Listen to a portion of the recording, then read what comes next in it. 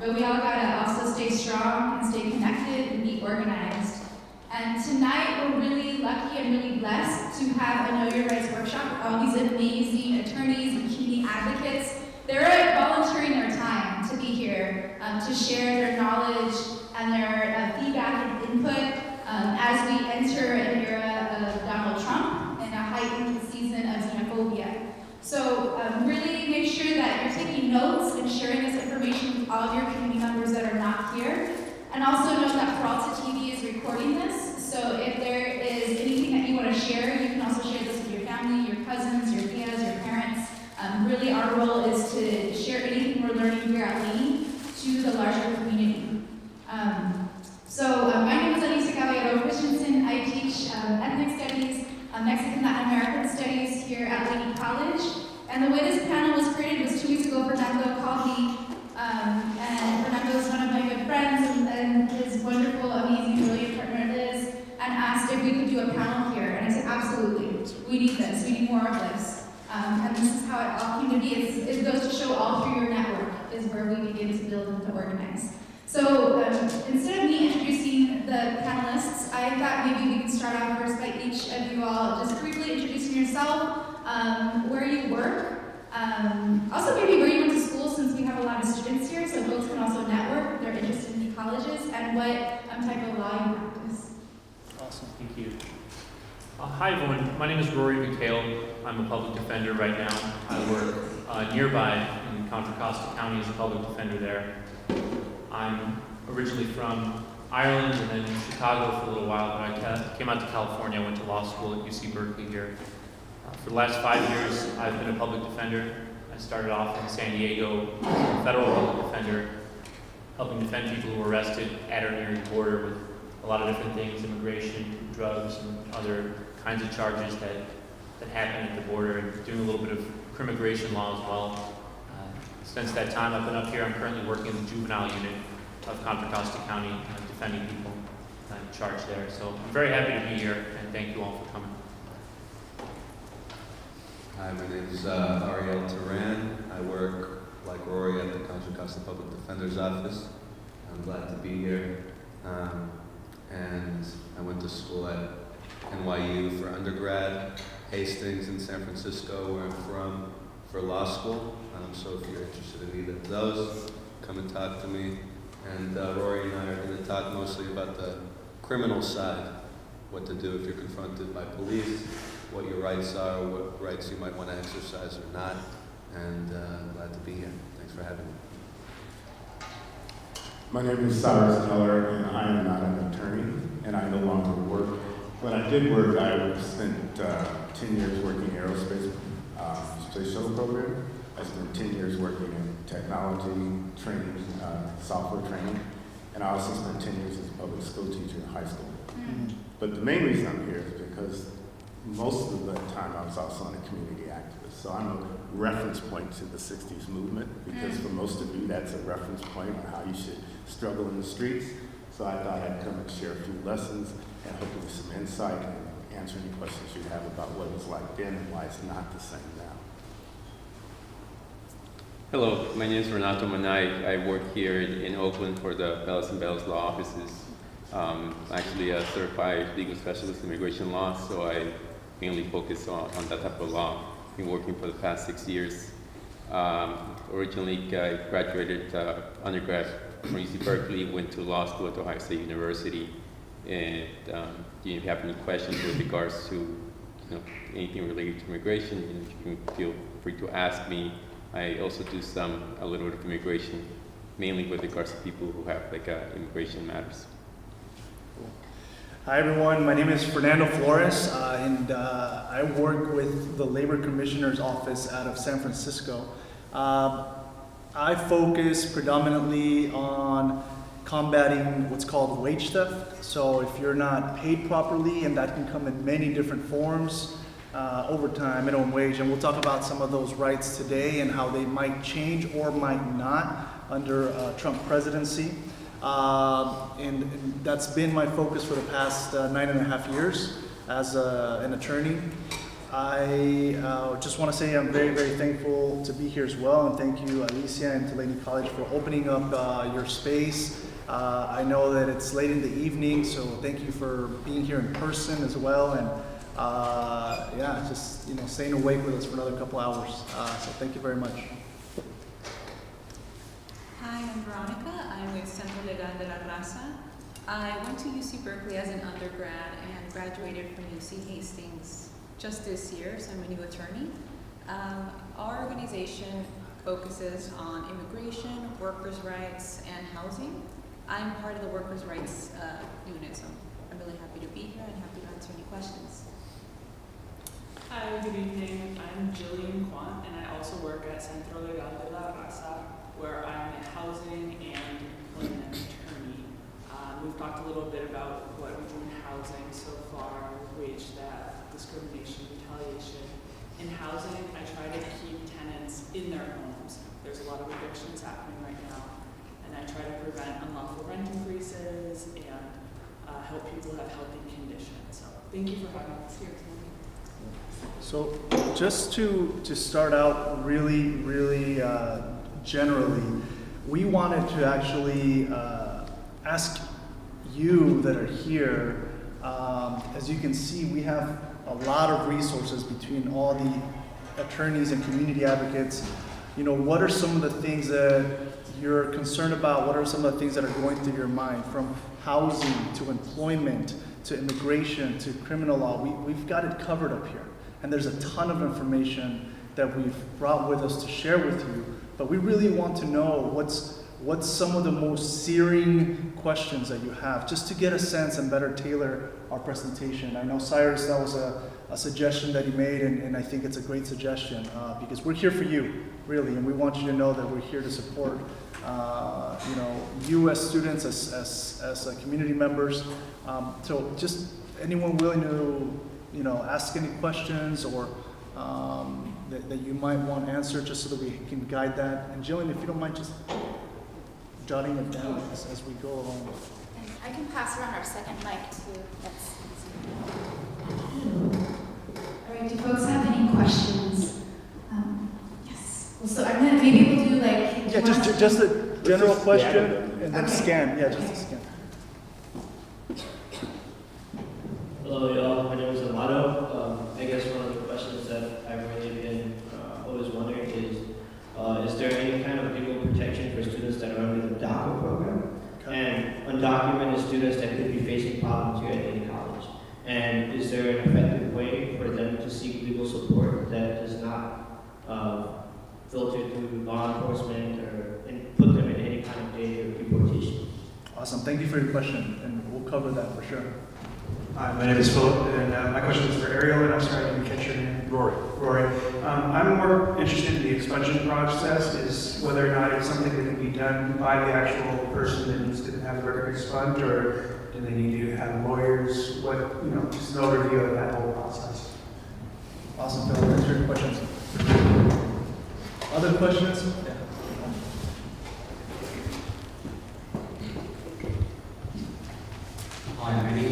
Hi, my name is Vincent. So the new gun laws have made it really confusing to know what's legal and what's illegal.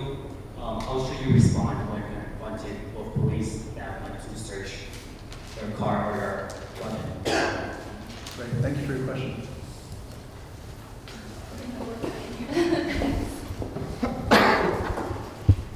Hi, my name is Kim. I and people I know are faced with rental increases, and I'm just curious, Glenn, what is legal, what's illegal, what are the realms that landlords are supposed to work within? Yeah, thank you. Awesome, thank you. We have somebody else. Hi, I'm Megan. I'm with a group called Undefined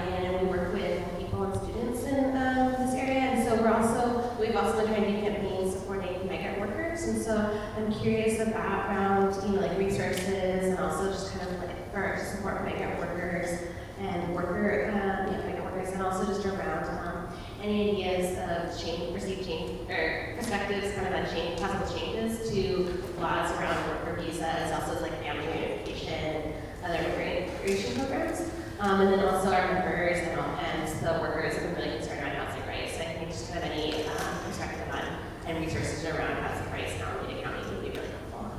Great. Thank you. Other questions from this side of the room? Just want to make sure we cover everyone. Can I add a question? Sure. So between Paul, Roger, and I, all ethnicity teachers, we've had at least 5 students arrested in the protests. And so I think as a teacher, I'd like some more guidance in terms of resources or strategies or advice that I can give my students as I'm encouraging them to also be politically active right now. Yeah. Perfect. Well, I think those are excellent starting point questions. And as we go along, if there's other questions that come up as we work hard in answering these initial questions and concerns and thoughts, just raise your hand and let's just make it a conversation. Okay?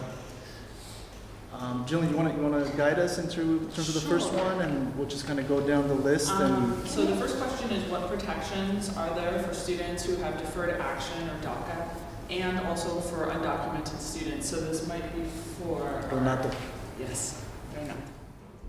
Okay, to answer the question, the DACA program, which is for deferred action for childhood arrivals, at this point is a type of protection that avoids people from getting any type of deportation. It's a little bit unclear what's going to happen after the new administration comes in, whether that protection will continue or not. So it's pretty much unknown what's going to happen. I know there has been word that a lot of people are going to be taken into custody or rounded up and try to be deported, but that doesn't happen. It's not that easy to do that. Just so you know, that there's procedures that need to be that are in place that avoids you or tries to help you getting that before getting deported. It's not about just taking you to custody and they just send you back the next day. So how it works, the process is if for any reason immigration and customs enforcement takes anyone into custody who doesn't have or suspected of not having any type of status, they do give them some type of notice of why they're being taken into custody and why they want to send them back. But you do have an opportunity to actually go to court. And that's what a lot of people are taken to, they're called removal proceedings. And once you're there in front of a judge, then you have an opportunity to defend yourself. There are some ways to actually file certain applications that do not exist just by when you're not in proceedings in court. And I represent a lot of people, students who have a DACA or have some other type of protection, with asylum or they got some type of other legal status, but they're in court because they're trying to send them back to their native country. But there's ways and procedures for you to apply for relief. Always try to talk to an attorney. With regards to the DACA, I'm not sure exactly what's going to happen, but one of the main suggestions is just if immigration does come knocking at your door, you need to know what your rights are.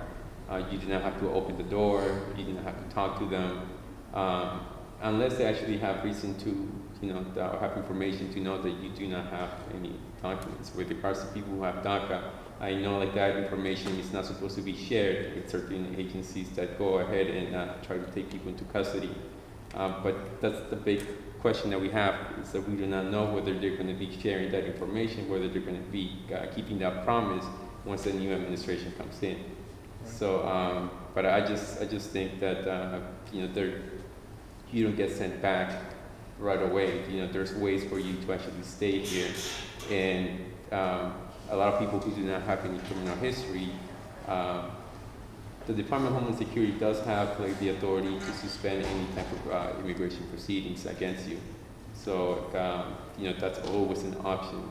So, but at this point, we don't know whether the DACA is going to be effective or not. So. Philip? I have a continuation on this topic. These proceedings, are these taking place while in custody, or are you allowed to fight these proceedings while, being free? I mean, I've heard that people are being held long term, and I've also heard that they're now starting to grant relief after 6 months if you have long-term proceedings. Yeah, correct. So what it is once you get taken into custody, you get sent to a local field office where you'll be interviewed by an immigration officer. And that officer at that time determines whether you are eligible to be released on bond, or you can be released on your own, in an order of supervision, or just on your own recognizance. Normally those people are eligible if they do not have any type of criminal convictions that make them ineligible to be released, or because they're not a danger to society, to the community, they are normally eligible. Now, like the people who do not qualify for a bond, a lot of people who do not have such a great criminal history, and so they normally get referred to the judge, who then they have an opportunity to request a bond hearing, and then the judge can decide whether to let that individual out or not. But certain convictions do make you mandatory. So that's why a lot of people who have been held for a certain amount of time is because of they're not eligible for bail. The 6-month period is normally like if you're not eligible for bail, then basically you can apply for a Rodriguez bond, which is you can't be there held longer than 6 months. But that doesn't guarantee that you'll be released either. What can individuals do to prepare themselves in case they feel they might be caught up and deported, or be held? I mean, ties to the community. What sort of things help them gain those bonds? Right. I mean, one is like if you have committed like certain crimes, Well, no, I'm saying, what can somebody do to help prepare themselves so they can be released on these bonds immediately? I mean, it's just a little bit hard to prepare for that unless, they normally look at your community ties, with regards to like employment history, how long you've been here. So getting those documents to prove, probably be beneficial. But in the end, it's pretty much up to them to decide whether you'll be released or not.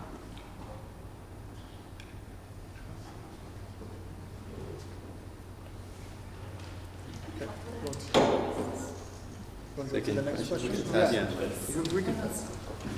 So I'll hand it over for the next question, but I just wanted to add that our immigration team is giving out these little red cards, which are in English and Spanish. They go over your 4th and 5th Amendment rights, so your right to remain silent and not speak to immigration, and your right to not open the door of your house and let immigration in without a warrant. So feel free to take these for yourself or friends. We have more at our office at Central Legal. The next question is maybe for our DAs, Rory and Ariel. How does the expungement process work? Please give an overview. Yeah, I'll field this one just because I've been quote-unquote deputized as a clean slate deputy at our office. We do a lot of clinics. We have a lot of community outreach in regards to the expungement process because it could be really beneficial. So I guess really before I dip into this, and this applies to everything you're going to hear, while there's only about 40 of us in this room, I think it's really important that you guys see yourselves as experts when you get out of here. Share this information with anybody. Family, friends, people at work, other students in your class, people you know who might be on DACA, people you know who might have a prior conviction. Just get the snowball effect moving, and I know that the real theme, at least one of the overarching themes to this panel was about your rights during a protest, and you guys are going to have to mobilize and get a lot of people. So if you're here and you're going to go out and protest, definitely share all this information. In regards to the clean slate, I think your first question was whether you can do it on your own accord.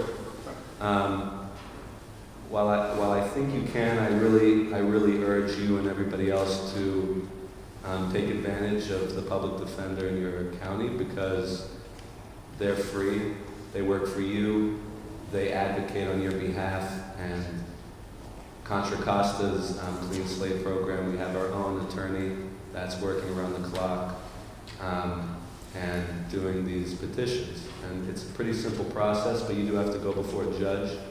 And they know the law, they know which convictions apply, which don't, which are in some sort of a gray area. So, you know, like the old saying, a lawyer who's representing himself as an idiot as a lawyer, I would highly recommend, you know, that they seek out the attorneys that are experts in that field, because they are free. And I brought a bunch of stuff. Anybody who's interested, I brought our Clean Slate stuff. If you or anybody else you know has a prior conviction that's a jail conviction, come to me after the panel, and we'll fill out some paperwork.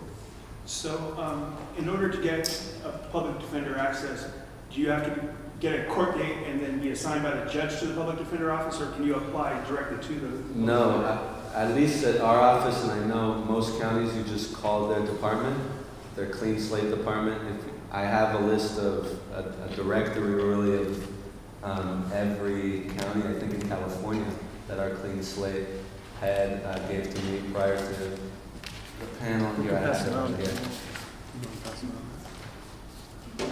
They're right here, and definitely come to me after if you have any Clean Slate. But you just call the department. Sometimes there'll be somebody right there willing to take your call, looking up your case number, seeing whether your probation is terminated successfully, whether there's fines and fees, anything that might be an obstacle. Are there fees for the service? No, at least our office, it's free, and I'm pretty sure.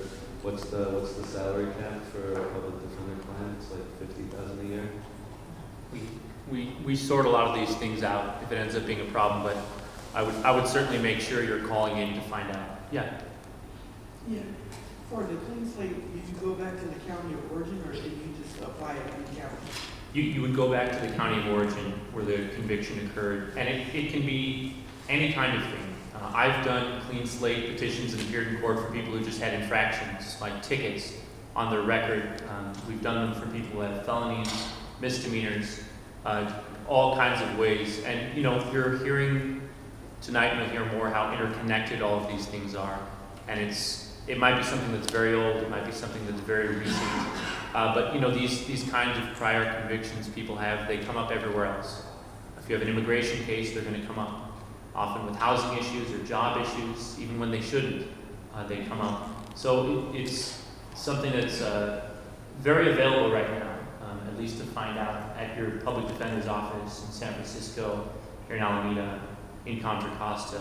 People are happy to get the ball moving. People are happy to deliver the bad news about your petition if there's bad news. But that information is available, and you know, I'd echo what Ariel said, that the public defender's offices are a free resource on that to look things up, and I know it's not always clear a couple years later or even a couple of months later what your conviction was, or what level of seriousness it was, and what you can do to get rid of it.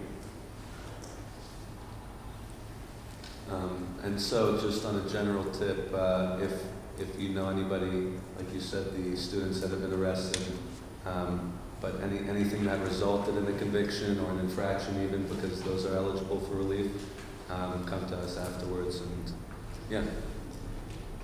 Great. And it's free. So if you guys want to hold on to the mic, Okay. it's a question about searching. When is it legal for there to be a search of a car? When is it legal for there to be a search of a person? What should you do if you're in that situation? So that's a good question, and it kind of covers the whole range of criminal law. I'll try to give a brief answer, but I'm happy to stick around as well to talk about individual situations afterwards as well. And one more brief point I'll make before trying to give an answer is that I understand that the other side is not always following the rules, that police aren't following the rules a lot of the time. So it doesn't always feel good when you hear up on the panel that, well, they can't come into your house without permission or a warrant.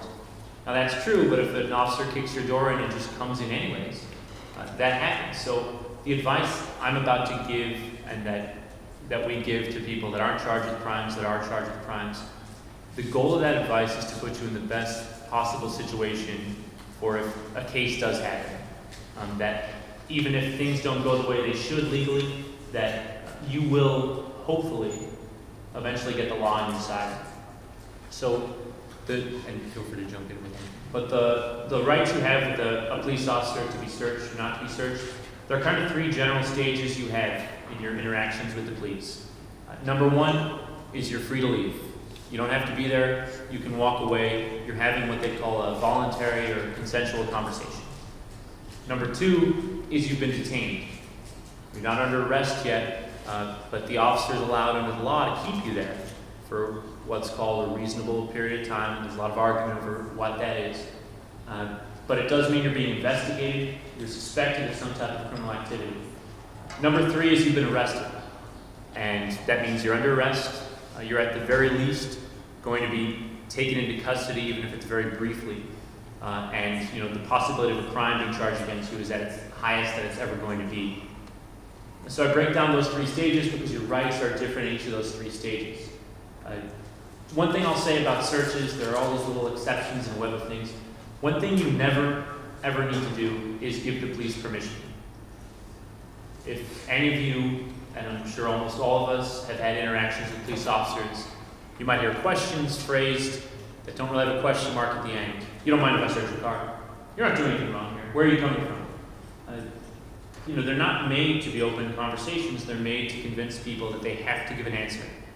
That no answer means, I guess I don't mind, search my car. It's very difficult with your friend to give a hard answer, let alone with someone wearing a uniform, who's wearing a gun, who's armed. But one of the most important bits of advice that I could give to anybody is do not give police permission. Can I search your car? No. Do you mind talking to me? Yes. Can I come inside for a second? No. Those are awkward answers to give. Those are the exact perfect answers to give. So that first stage I talked about, you're not detained, you're free to leave. Maybe a police officer is talking to you at a protest, on campus, on the street, at your friend's house, wherever it might be. If at any point you're not sure what's going on, you can ask another one of those awkward questions, am I free to leave? A little more formally, am I being detained? If you're free to leave, if you're not being detained, my advice is to leave. If you're not being suspected of a crime, a police officer cannot just search you, cannot just search your car. If you've been pulled over for a traffic violation, there's millions of them. Your registration's out, your light looked like it was out, you're speeding and so on. An officer can stop you to investigate just that traffic violation. It's almost never, and that's close enough that I would say it's never a good idea to try to talk your way out of it. Most police officers, when they hear you talking to try to explain things, are going to allow you to keep talking. Oftentimes, maybe they say later they smell marijuana, and now you're under suspicion of what was formerly, what still is in some ways, a different crime. Or that the person seemed nervous, and now, well, why are they nervous? And it gives an officer reasons in court to keep investigating. So at that stage one, you're free to leave, you should leave. If you're stopped for a traffic violation or for jaywalking on the street, or whatever else we call a pretextual stop, you should keep that stop as long as you're able to, limited to the reason you were stopped. You were speeding, okay. Here's my license and registration. If you don't have a license, if you don't have registration, those are other avenues police use to kind of investigate, try to get a lot of people, unfortunately, into more trouble. Police officers are allowed to search your car when they have reasonable suspicion of a crime that would be supported by searching your car. So, if they think you're guilty of tax fraud, well, it's very unlikely that there's going to be evidence in your car of tax fraud, and they're not allowed to search. If they think you're guilty of any other kind of crime, drugs, that for some reason they believe is in your car, well, they may have an ability to search your car if they have a reason there. Smell, plain view of drugs, your statements. They can get over a lot of these humps if a person just lets them search the car. The same thing goes with the search of your person. In one of these interactions you might have on the street or somewhere else with a police officer, the only reason they can search you, unless you've given them or they've taken suspicion of a crime, is to search you for weapons. And they still have to have a belief that they can write down or say in court later why you might be armed and dangerous. An officer can't just come up to you and say, you don't have any guns on you, do you? I'm going to search you down. That's not allowed. So, that's kind of step back picture. Anyone who is arrested who gets that final stage of investigation, you're almost certainly going to be searched. You can be searched instant to arrest is one policy. If you're getting booked at the police station or at the jail, you'll be searched when you're entering there. Anything you have on you, they'll have a right to make that the basis of further criminal charges. Yeah. I read today that the California Supreme Court just forbade officers from searching unless you're actually under arrest. Have you heard anything about that? What's the validity of that? So I don't know about cases that might have come out today. I'd be very surprised if there's a case that came out that said no one can be searched unless they're under arrest. That's what I read. I mean, that was on major news channels. Sure. So in my experience and in cases I probably had, today or yesterday, people are getting searched all the time at individual stops, and I think that standard is going to stay if they have reasonable suspicion that they can articulate for either why you were armed and dangerous or why they believe a crime has taken place, that evidence of it might be found on them. Yeah, I wanted to speak to this too, because I think in trying to build on the point you made about how do you actually apply this, right? So the problem with racial profiling is that stage one almost becomes non-existent, right? So, and then the reason you're being stopped is because you fit a racial or economic profile that in the police's mind, by default, makes you suspicious. So the strategy you have to imply is you have to assume that if you're stopped, you have to clarify initially, am I being detained? Are you talking to me? And you can ask that question straight out. Are you detaining me, officer? Well, no, I'm just talking. Okay, fine, I just wanted to know. Because if we were just talking, then I'd like to end the conversation and be on my way. You see? If they come to your house and they knock on the door, step outside. Because then you have every right to say it. Because if they're coming to arrest you anyway, it doesn't matter whether or not they arrest you inside or outside. They're going to arrest you. If they're coming to kick down your door, it doesn't matter if you're on the porch, they're going to still go in the house and take your house out. But if they're coming because they're not clear, step outside. And then when they say, can I enter your house? No, you can't. You can talk to me right here on my front porch.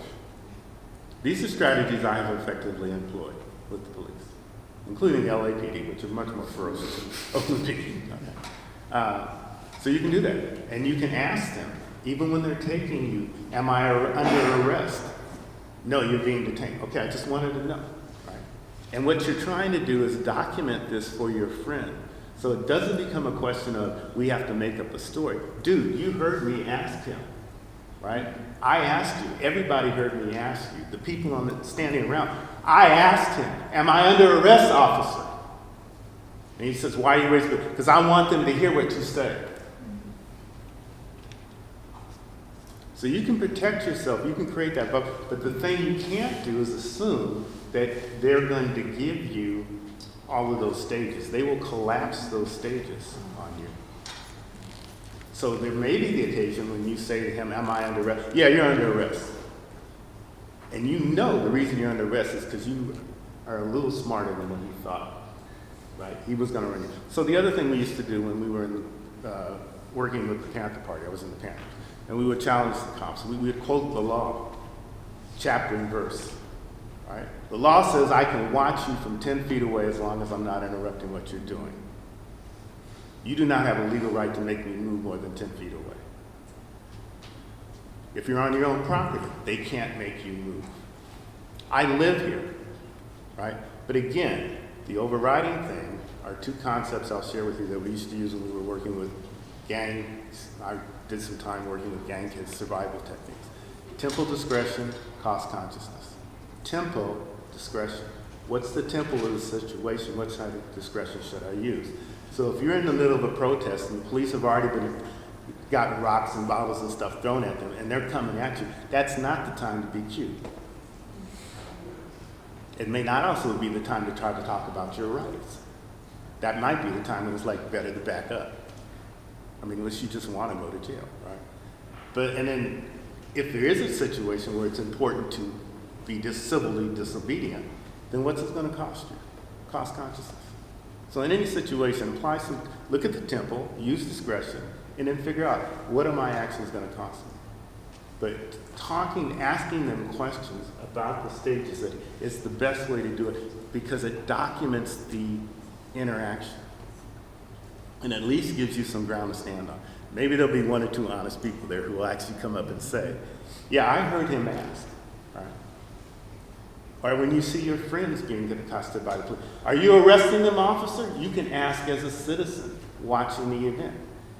They may tell you to shut up, but at least you asked. Right? And all of that becomes evidentiary material when you go to court. So I just wanted to add some.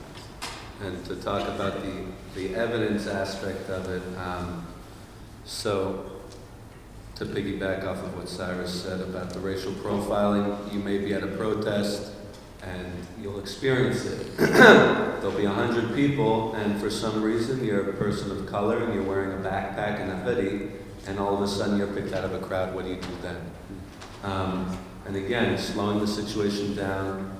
You also have to do a cost-benefit analysis, like both Rory and Cyrus said, but to not overlap too much with what they said, I think it's incredibly important in situations, now that we all have cell phones on us, to document.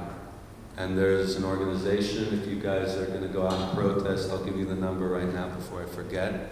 They're the NLG, and they'll actually, somebody from my office, this is hearsay information, but they will actually have liaisons at your protest with hats that are almost like NATO, UN, they're neutral parties, and they will document things.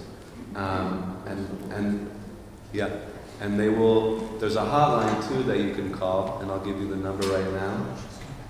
Yeah, it's the National Lawyers Guild. They used to protect us when I was 20 in the movement. Okay, they've been around that long, so they know what they're doing. Yeah, they have clap. It's 415-285-1011. That's a hotline you can call, and they will provide you free attorneys that will come day or night, sometimes in the middle of the night, to be a representative, to tell you, which you haven't heard yet, but remain silent. If you are under arrest, you have no right to say anything. When they Mirandize you, it's those sets of rights are actually something you should listen to, and you should invoke your right to remain silent, as well as invoke your right to an attorney. Both those things have different consequences, but it's good to do them both. The attorney one bears a little bit more strength to it. They're not allowed to ask you any more questions after that. As soon as you say the magic word attorney, they cannot ask you any more questions. They can't ask you, what were you protesting about? Can I see your permit for protesting? Nothing. If you're under arrest, in custody, and you say the word attorney, they can no longer ask any more questions of you. Another thing, sorry, I see. Another thing is with the evidentiary stuff, as you're documenting this stuff in the field, it is really important not to escalate the situation. The officers do not have a right to confiscate your phones. However, they do. Everything that we're saying up here is sometimes in a vacuum. Not that this is like a bash pig committee meeting, but every day I see cops lie on the stand. It's just something they do. The more evidence you have, the more witnesses you have, the more NLG lawyers you have on site to document these things, the better for you. Another thing is, if a situation is escalating physically, it's best to not resist the officers. Resisting the officers in any way, running from them, or sometimes they write in their police reports going blank, going numb, being dead weight, can all become a felony charge or misdemeanor, but they can charge it either way sometimes. So it's important not to escalate the situation. Unfortunately, I know that can be really bad, to feel like your rights are being violated in the present moment and you don't have anything you can do. What I can offer you is, I brought a citizen's complaint form for the Oakland Police Department. That's where a lot of the power is. There's a citizen's complaint board, which should be comprised of 10 people within Oakland. It's kind of like a grand jury. And they will review your case, and they'll recommend suspension, expulsion from the department, various things. And what that does, it may not necessarily come of anything from the board to the police commissioner, but what it can do is it provides us with what we call pitches information in the future. If you filed a complaint and you've sat at a hearing and you've testified before these 10 citizens, fellow citizens, that an officer has racially profiled you at a protest, we get that information at any subsequent criminal investigation where we request any information like that of the officer, any sort of police misconduct. And now that creates a snowball effect. I think I can ethically say that in our office we have what we call a bad cop folder, and that's something that we compile on behalf of citizens of our county, and that works to our benefit both as a sword and shield.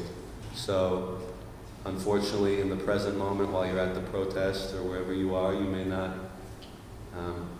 it's a really horrible situation to be in, that a cop is handling you, like a rag doll. It happens all the time.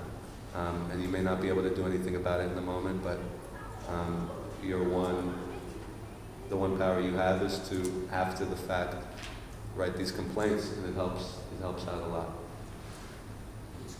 I have just a quick additional comment for folks, a quick additional resource. So in addition to having the telephone number for the National Lawyers Guild, there's another civil rights organization called the American Civil Liberties Union, called the ACLU.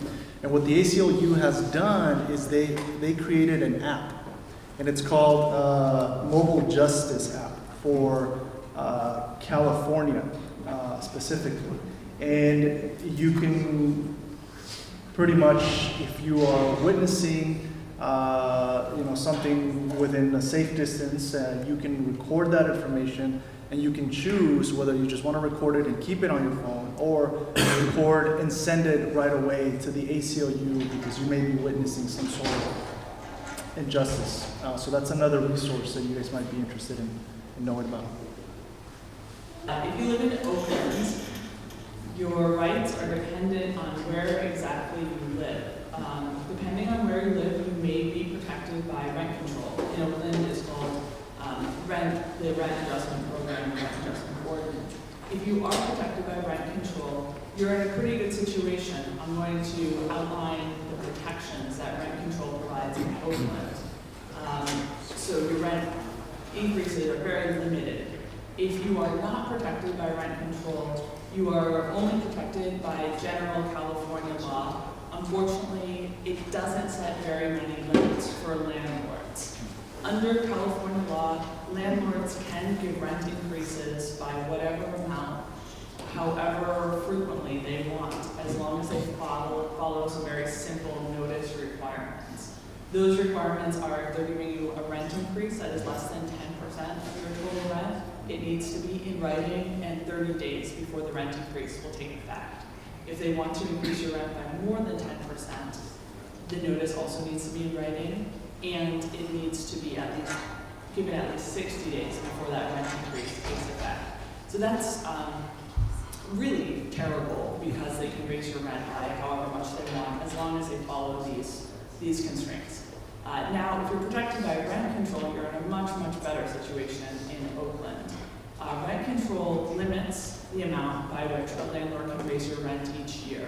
He can only raise your rent by 2% each year. So if your rent is, let's say you live with some people and your total rent is $1,000, that would be $20? Yeah, so which is a reasonable rent increase. They can only raise your rent once per year, and they need to follow much more strict notice requirements. So the notice needs to be written, and they should give you a piece of paper which is from the Rent Adjustment Program. This is not it, but it has like a little Oakland tree on it, and that will tell you how you can challenge a rent increase. Now, landlords can go above that 2% for certain reasons, but the general rule is it's 2%. There are ways to figure out if you're protected by rent control. The best way is to either talk to an attorney or go down to the Rent Adjustment Program, the Housing Assistance Center in the city. The basic outlines for if you're protected or not are if you live in an apartment which was constructed before 1983 and has an effective year before 1983. If it's not just a single family house, so it needs to be multiple apartments or a house that's shared between people on different leases. And also, if you live in an apartment complex which has 3 units or less, there can't be an owner the owner who lives in one of those units. So there's a couple of other factors to look at when determining if you're protected by rent control, which is why I suggest that you come and either talk to us at Centro Legal or talk to the city.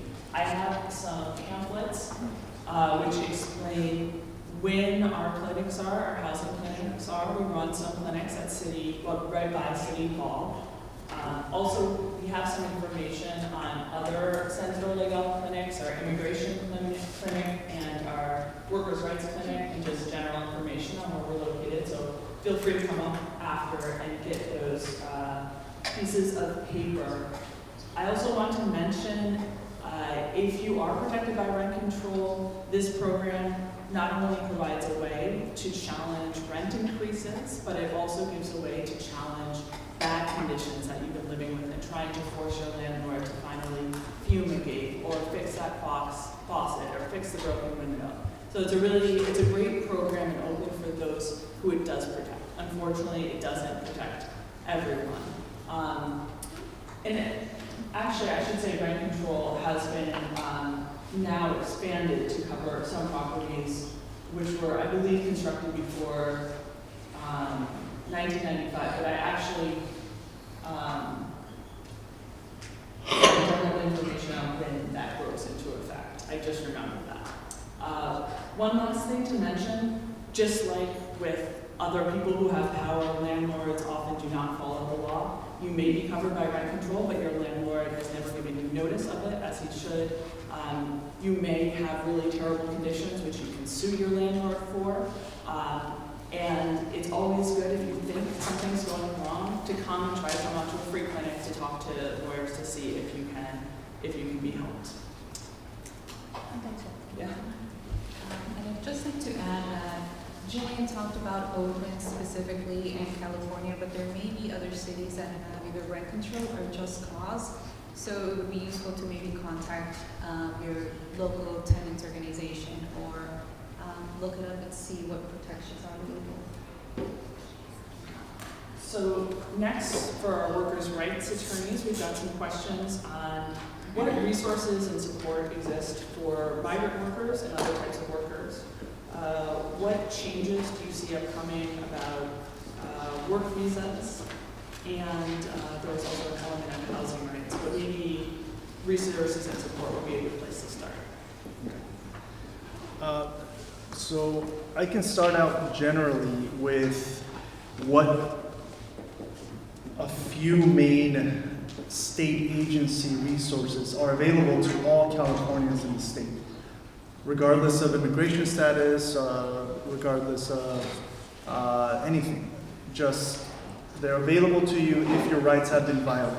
So for example, the Labor Commissioner's Office focuses again on enforcing wage and hour rights, and that takes the form of minimum wage rights, overtime. You don't get your 30-minute meal period every 5 hours, your 10-minute rest breaks every 4 hours. Say that you're retaliated against at work, you're demoted because you try to assert your rights.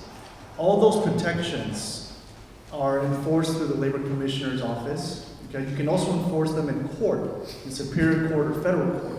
But the Labor Commissioner's Office is an administrative agency where you can file a claim at no charge. Okay? There's no charge for you to file that administrative claim. Those rights are available to all workers. Okay? If you are not getting paid, you can file a claim and pursue your rights with or without an attorney. If you can get an attorney to represent you, great. If you don't have an attorney and you want to pursue your rights because you didn't get your last paycheck, holidays are coming up, you want to get paid, you can file your claim, okay? Now,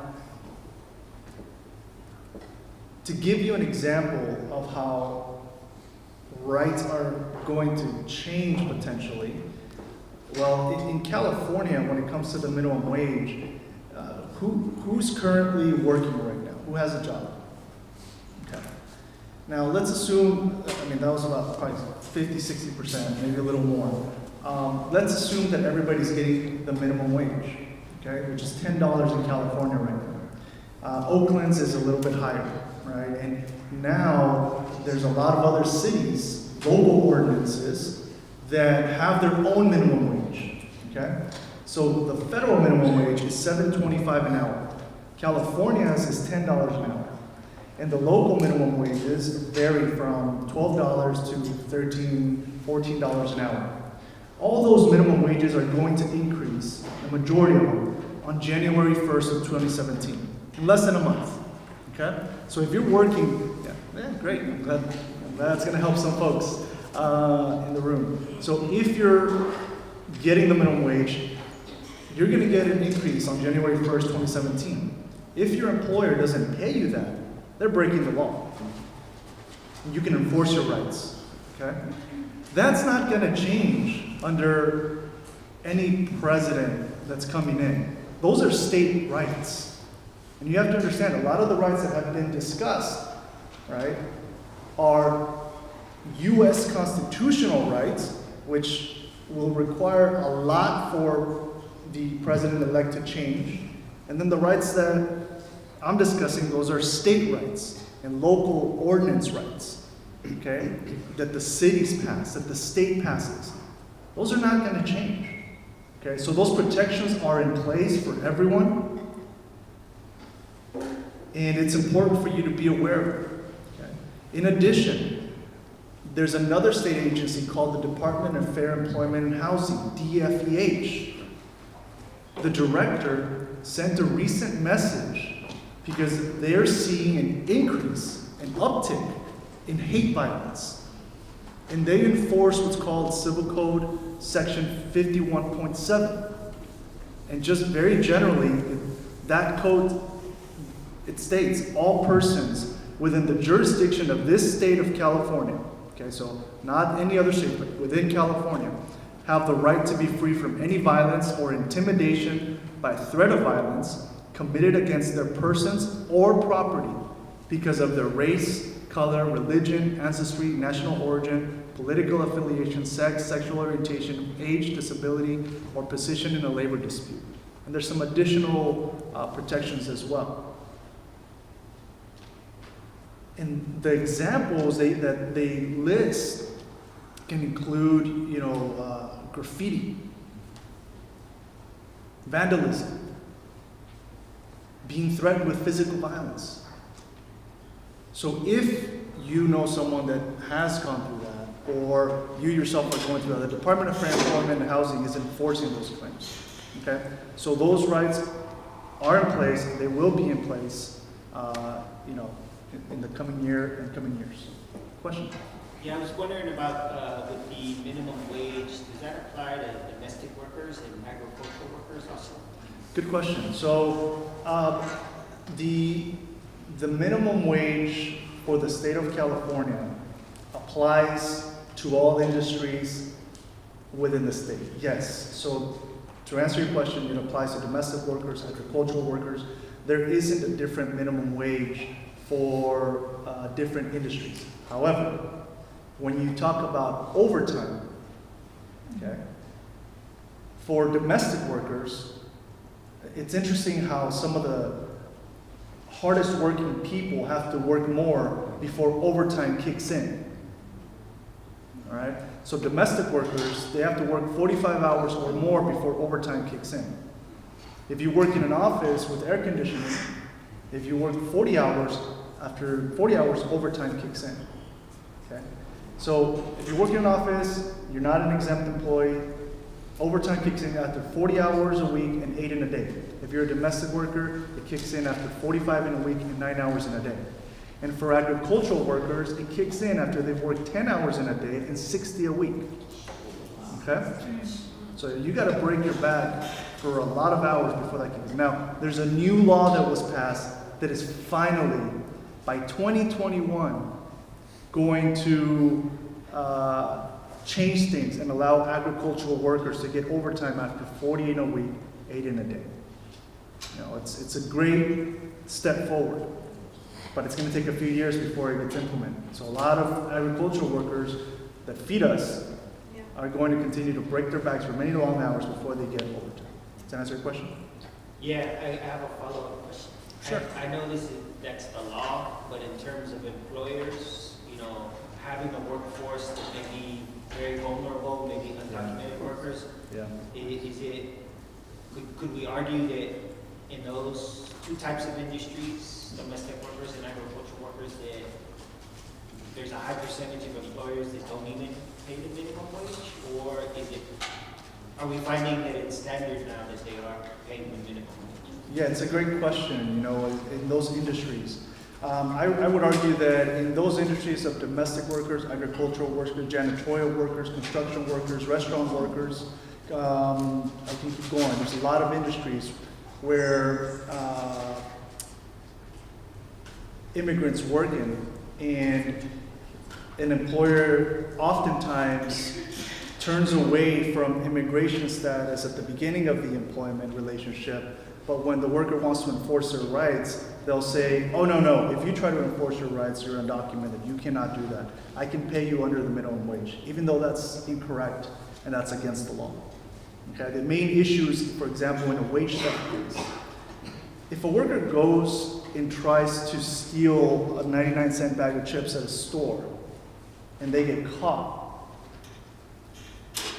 we know what's going to happen. But if an employer steals $10 a day, 5 days a week, $50 a week, 50 weeks out of the year, right? You have $2,500 a year, $7,500 3 years that you can go back and recover. Nothing happens to the employer, right? And the employer wants to keep that working population quiet.